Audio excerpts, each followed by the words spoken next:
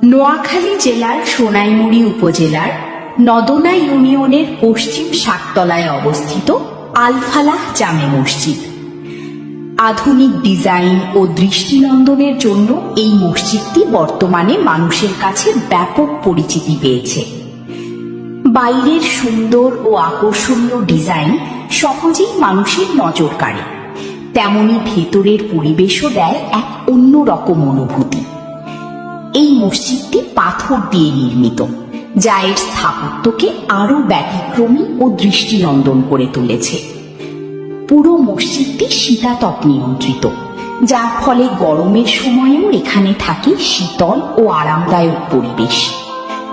মসজিদের ভেতরের ডিজাইন, আধুনিক সাজসজ্জা সব মিলিয়ে এটি তৈরি করেছে এক অনন্য সৌন্দর্য।